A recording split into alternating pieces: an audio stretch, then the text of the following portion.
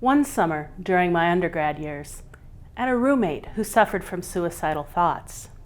She had attempted suicide before we met and been hospitalized, but continued to struggle. Back in the late 80s, there was very little public understanding of mental health issues, and the stigma was even stronger than it is today. Our other roommate and I didn't know what to do or where to turn. Not surprisingly, we didn't handle it well. However, we did one thing right. We restricted access to lethal means. We secured the knives and took control of her medications. Back before Prozac, the best treatments were lethal if used to overdose. It's tempting to view people with mental illness as somehow different from the rest of us. On some level, I think we expect that to mean we can't be affected. We want to believe it won't touch us. However, suicide crosses all boundaries. Anyone can develop suicidal thoughts, so everyone needs to be able to recognize the danger signs and know what to do.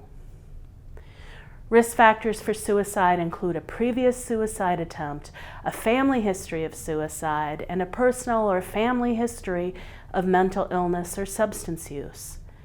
Living with chronic pain or having experienced violence or abuse in the family are also significant risks.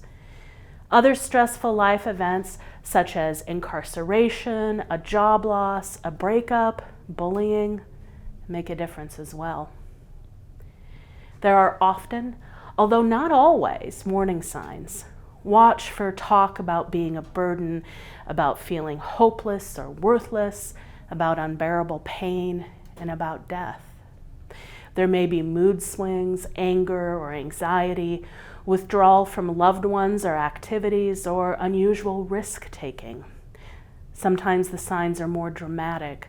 There may be overt talk of suicide and actions that suggest preparation for death, saying goodbye, giving away treasured possessions, drafting a will.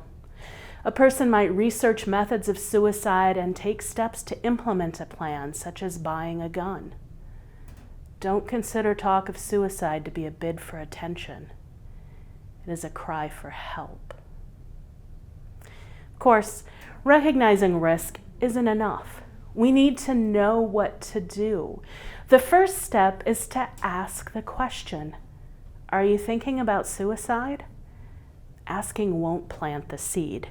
It's okay. In fact, it's crucial to ask. Try to keep the person safe by reducing access to means of suicide. Listen and try to understand what they are thinking and feeling. Connect them to help via the crisis line or another source of support and assistance. Stay in touch. Emily, if you ever see this, your life matters. You matter. I wish we'd understood how to show you that.